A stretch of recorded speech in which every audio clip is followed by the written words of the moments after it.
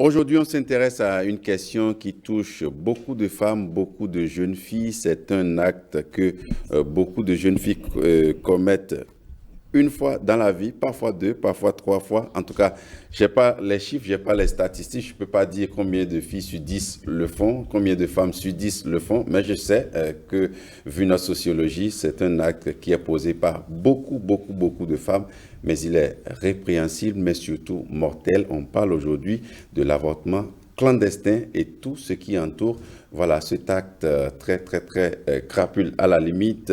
Et on en parle avec Olive Oussougoué. Olive, bonjour. Bruno, bonjour. Bonjour à tous. Vous l'avez dit, nous sommes à quelques jours de la rentrée scolaire.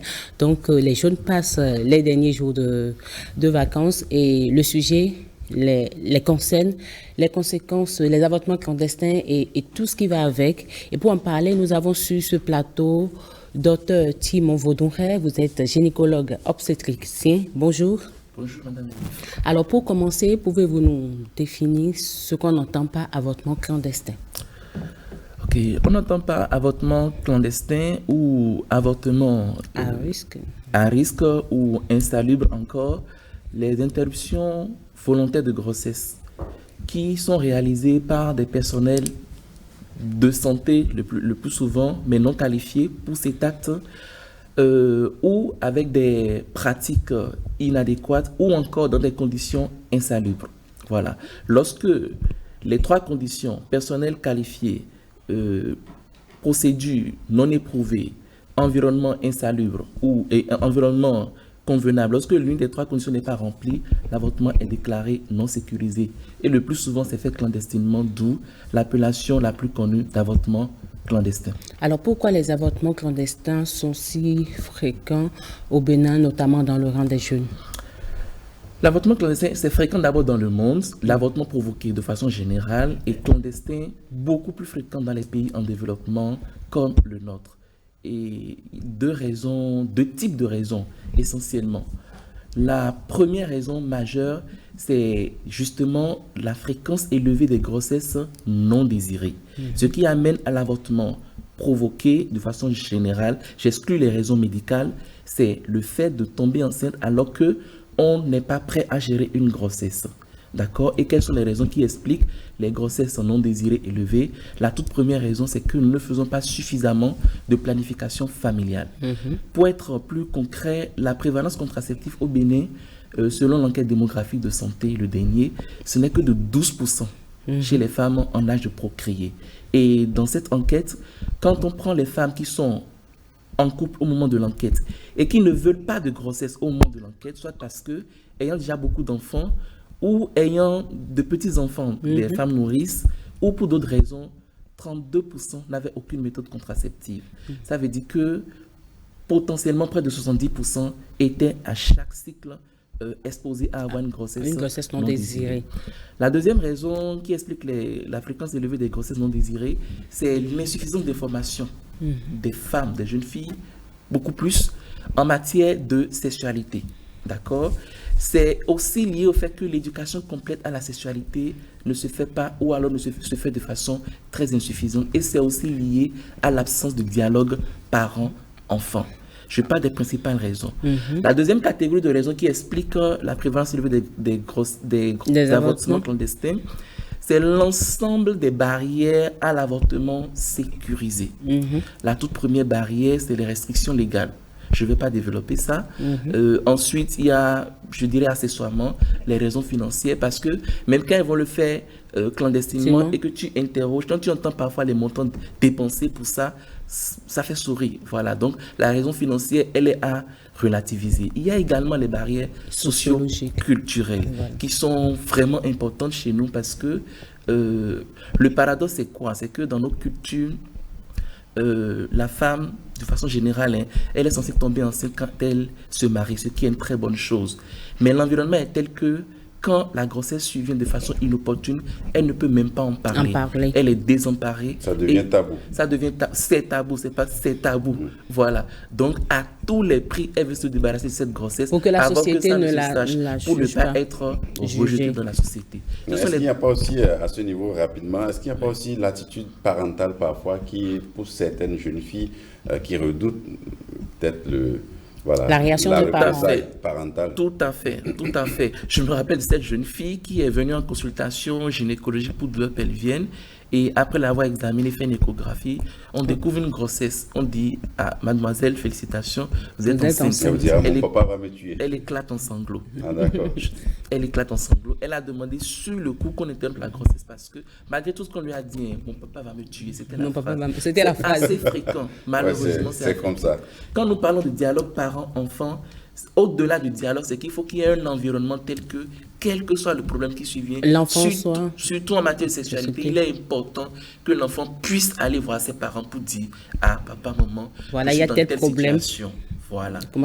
Alors, quelles sont les raisons qui poussent les jeunes filles? On a commencé par en parler. Est-ce qu'il y a d'autres raisons qui amènent les filles à aller vers l'avortement clandestin? Là, ce dont nous avons parlé, c'est des conditions. Oui. Les raisons qui motivent souvent les avortements, surtout clandestins, les avortements provoqués et surtout clandestins, c'est d'abord la précocité des grossesses. Les jeunes filles moins de 18 ans qui tombent enceintes, voilà.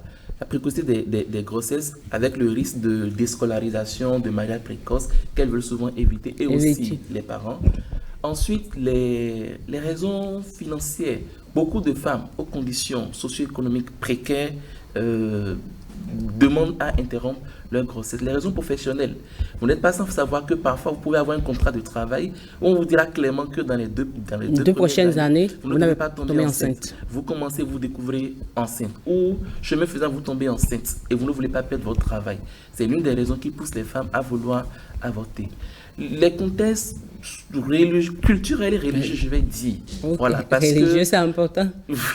Parce qu'il y a certaines personnes qui disent, mais je suis bien vu dans ma communauté religieuse, je donne des conseils, on dira maintenant que je suis enceinte. C'est inenvisageable. C'est un peu l'expression que certaines vous ont, c'est inenvisageable qu'on sache que je suis enceinte alors que je ne suis pas mariée. C'est également le fait d'avoir déjà beaucoup d'enfants chez certaines femmes ou d'avoir d'enfants en bas âge. Ce sont les principales raisons qu'on nous sert lorsque nous avons... Vous êtes face à des situations pareilles. Alors, quel type de matériel les populations utilisent souvent pour ces avortements clandestins? Les avortements clandestins. En termes parfois de médicaments, en termes d'instruments, tout. On pourrait les classer en deux catégories. Allez-y. La première catégorie, c'est les moyens que je dirais non traumatiques, c'est-à-dire qui ne créent pas de blessures directes. C'est par exemple l'injection de tisanes, de potions, de feuilles ou de plantes connues pour pouvoir déclencher des contractions de l'utérus. Je ne donnerai pas de nom, je ne pas donner de fausses idées aux gens. C'est des cocktails aussi. Des cocktails, quand vous entendez le contenu, vous voyez derrière tout le désespoir qui a conduit à ça. Des cocktails, mais de compositions vraiment diverses et variées. Vous avez également l'utilisation de comprimés de permanganate. Ça, je me permets de le nommer pour le décourager à jamais. Parce que le permanganate, c'est un comprimé qui est extrêmement corrosif. Ça ronge les muqueuses. Donc, quand les femmes, elles le mettent dans les voies génitales, ça érode, ça crée de grosses plaies au niveau des parois vaginales, au niveau du col de l'utérus, mais ça ne fait rien à la grossesse. Donc, quand nous on examine, on met le spéculum, on voit la plaie avec l'hémorragie qui vient et vous voyez que la grossesse... Et c'est souvent utilisé. C'est souvent utilisé malheureusement. D'accord? Et quand ça déclenche le saignement, les gens croient que c'est la grossesse qui part, alors que c'est rien du tout. Voilà. Donc, ça, c'est essentiellement les moyens nôtres et également, bien entendu, parfois l'achat des médicaments connus abortifs en pharmacie par des réseaux divers et variés. D'accord? Moyens non traumatiques. Maintenant, les moyens traumatiques. Il y a l'introduction dans les parties génitales des tiges. Des tiges. Ça peut être des tiges de bois. Ça peut être j'ai connu quelques cas de rayons de roue. De moto. Chez une jeune fille, ça a fini en une gangrène utérine. Tout l'appareil génital interne était complètement pourri. On a dû tout lui enlever. Voilà. Donc, et ce sont elles-mêmes qui introduisent... Soit c'est elles-mêmes, soit c'est une tierce personne. Ce qui est malheureux dans ces conditions, c'est que jamais, elle ne dénonce l'auteur. Voilà, celui qui a fait ça. Voilà. Donc, et également, il y a aussi le curettage. Qui sont pratiqués par inadéquats, pratiqués par quelqu'un qui n'est pas qualifié. Voilà. Ou de façon inopportune. Voilà. Quelles sont les complications sanitaires auxquelles les femmes et les filles sont liées après un avortement clandestin? Quand on voit un peu les méthodes qui sont utilisées, on peut déduire un peu les complications. Pour faciliter la compréhension, je vais les classer en 3 catégories. Les complications immédiates, les complications qui seront secondaires, les complications qui seront tardives. Les complications immédiates, c'est essentiellement les hémorragies, d'accord? L'hémorragie massive. Soit parce que tout le produit de conception n'est pas parti, donc un avortement incomplet, ça fait beaucoup saigner, ou alors une perforation de l'utérus, par la méthode utilisée, par la tige ou par le curettage. La perforation peut s'accompagner avec ou non d'une incarcération d'organes. Parfois, les gens perforent l'utérus et par le trou ainsi créé, l'intestin peut venir s'encastrer. On a déjà opéré des femmes à qui on a dû faire des résections intestinales dans ce contexte-là. Parce qu'elles ont tenté de... Voilà. Ou encore la perforation, les lésions des parties génitales, par exemple de la partie postérieure du vagin, le dôme du vagin, puis suivi de la perforation des organes du petit bassin qui sont autour de l'appareil génital, tel que le gros intestin avec les matières fécales qui peut sortir par le vagin. Ça, c'est les complications, bien entendu, à le décès. Oui, alors, au décès. Secondairement, vous avez les complications, je vais dire les infections et les toxi-infections. L'infection peut se limiter exclusivement au niveau de l'utérus, c'est l'endométrite classiquement du post-avortum. Ensuite, les ANS, d'accord, les infections des trompes et des ovaires. Ensuite, l'infection du petit bassin, pelvipéritonite, abcès du Douglas. Ensuite, l'infection peut se généraliser à tout le ventre. Alors, qu'est-ce qui facilite, je vais dire, la dégradation rapide? D'abord, l'avortement fait dans des conditions sceptiques, c'est-à-dire ne garantissant pas l'hygiène de l'acte, soit matériel stérile et non stérile, soit environnement insalubre. Vous imaginez que les gens font des avortements dans leur domicile ou sous des appartements, c'est tout à fait normal qu'il y ait ce genre de complications. D'accord? Donc l'infection peut se généraliser à tout le ventre et réaliser ce que nous appelons une péritonite aiguë généralisée. Et à l'extrême, ça peut se généraliser à tout l'organisme, déterminant ce que nous appelons une septicémie ou un choc septique. Vous avez aussi le tétanos du post-abortum lorsque tige souillée de sable ou bien, j'ai parlé de rayon de roue tout à l'heure, et la femme n'a pas son statut vaccinal antitétanique à jour, c'est vite arrivé.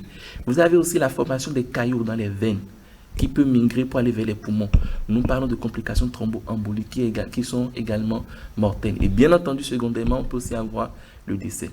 Tardivement, vous avez l'infertilité. En haut, vous avez l'infertilité. Infertilité liée soit à l'accollement des parois utérines à l'intérieur, on appelle ça une synéchie utérine, ou soit à l'obstruction des trompes, d'accord, les obstructions tubaires qui peuvent unir ou bilatérales. Vous avez, si une nouvelle grossesse vient tout de même, elle peut avoir des anomalies d'insertion du placenta. On parle de placenta prévia, donc le placenta il est bas inséré, ou de placenta accreta, c'est-à-dire que le placenta pénètre dans la chair même de l'utérus. Évidemment, c'est des complications redoutables au cours de la grossesse. Et c'est très difficile à gérer. C'est difficile à gérer, voilà. Vous avez aussi la rupture utérine. Petite anecdote, une jeune femme, 21 ans, qu'on a reçue, j'étais encore à Cotonou à l'époque, et souffrance fœtale, c'est l'enfant qui souffre. On indique une césarienne, on part au ventre et au bloc opératoire, on ouvre le ventre et on découvre du sang en grande quantité. D'accord? On regarde devant l'utérus, il n'y a aucun souci. Donc on sort l'enfant, on sort le placenta. Et quand on sort l'utérus maintenant, on découvre complètement au fond une grosse rupture. D'accord? Un vrai cratère en fait. Et c'est quand on la réinterroge sur la table opératoire qu'elle nous déclare qu'à l'âge de 17 ans, elle avait une grossesse et qu'elle était allée faire un curettage. Donc le curettage a dû fragiliser fortement l'utérus, ou alors elle a fait une perforation utérine mais passée inaperçue, qui n'a pas été gérée, qui n'a pas été traitée à l'époque. Voilà. Donc vous avez ces différentes complications-là. Alors avec tout ce que vous avez dit, on remarque que vous recensez beaucoup de cas. Est-ce que dans votre pratique, vous êtes souvent confronté à beaucoup de situations pareilles, parce que c'est important de le préciser? Oui, malheureusement, c'est les complications des avortements à risque. Et c'est souvent ça vous gérez? C'est souvent ça nous gérons. Chaque mois, vous devez en avoir au moins un. Et il y a même des périodes où c'est pratiquement chaque semaine vous allez gérer. Et quand je le dis, je parle beaucoup plus des complications chirurgicales. Les complications fausse couche incomplète, endométrite, c'est encore plus régulier. Voilà. Alors justement, comment peut-on réduire, on ne va pas dire réduire, je préfère utiliser le mot réduire les avortements clandestins au Bénin, dans un environnement comme le nôtre? Les avortements clandestins constituent un vrai problème. Et le mot réduction, personnellement, pour moi, praticien en tout cas, ça ne me suffit pas. Il faut qu'on puisse arrêter, éradiquer ça. C'est très important. Parce que c'est éprouvant pour tout le monde. D'accord? Quand nous prenons une garde en gynécologie, on préfère aider des femmes à accoucher que plutôt de gérer des femmes qui sont entre la vie et la mort, parfois. Ou des femmes qui nous reviendront plus tard pour désir de grossesse parce qu'elles ont interrompu une grossesse dans de mauvaises conditions. Comment est-ce qu'on peut éviter les avortements à risque? Pêle-mêle des méthodes. Le premier pilier, c'est d'éviter les grossesses non désirées.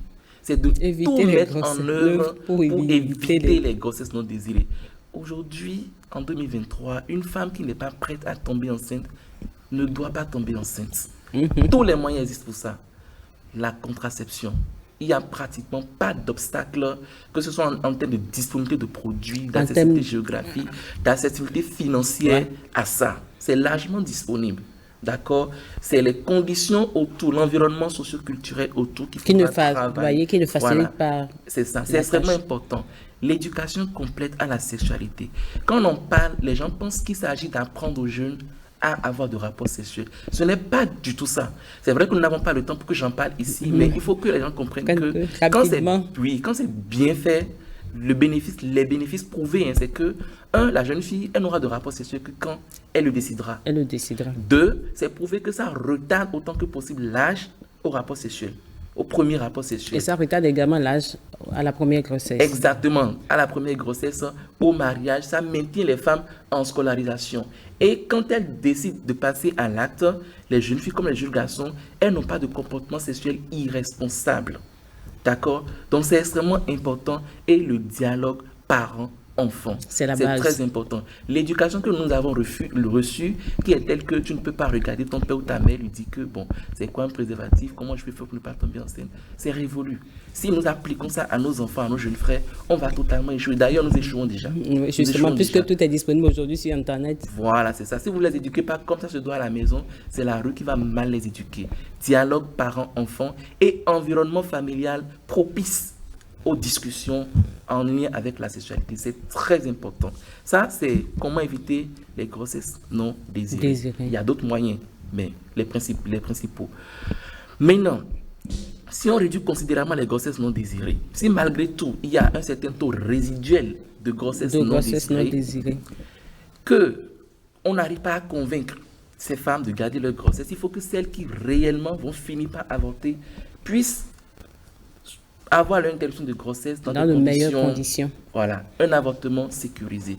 Et ça, c'est qu'il faut qu'il y ait un contexte légal favorable. Et c'est disponible aujourd'hui. Le contexte légal chez nous a évolué. Disons-le comme ça, a évolué. Ce n'est pas du tout une égalisation de l'avortement, c'est juste que les conditions d'accès ont un peu évolué. Quand je citais les facteurs qui poussent les femmes à avorter, j'ai parlé de, si vous avez fait attention, de raisons de finances, de raisons professionnelles, voilà, ainsi. Vous allez voir que la dernière évolution par rapport à la loi, ça prend en compte ces aspects-là. Exactement. C'est extrêmement important. Je sais qu'il y a beaucoup de débats sur la question. Ce n'est pas du tout pour faire l'apologie de l'avortement, mais c'est qu'il faut comprendre que quoi qu'on fasse, on ne pourra jamais éradiquer totalement les grossesses non désirées.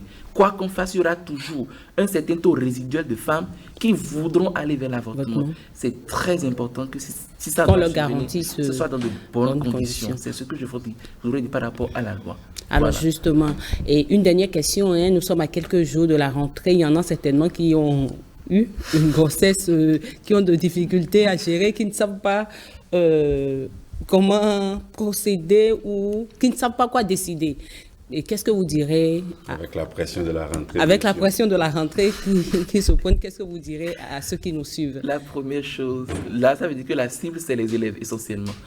La première chose, c'est qu'il faut en parler. Il faut en parler. Vos parents ne vont jamais vous tuer. Je sais que j'ai été enfant, j'ai eu des parents très rigoureux. Je sais comment c'est dur, c'est difficile. Mais il faut en parler. Si ce n'est pas les parents, ça peut être n'importe quelle autre grande personne. Il ne faut pas recourir à un avortement clandestin. Il ne faut pas. Il ne faut pas. Je le dis 3 fois. Il ne faut pas le faire. Première chose. Deuxième chose, c'est qu'il faut que les parents, aussi difficile que ça puisse être, puissent accompagner leur enfant autant qu'il faut, d'accord? Que ce soit pour garder la grossesse. Si une interruption de la grossesse est décidée, bien évidemment, c'est au niveau de la formation sanitaire qu'on évalue est-ce que ça cadre avec les conditions définies par la loi. C'est qu'il faut se rapprocher obligatoirement de l'agence de santé et que les parents soient avec leurs enfants.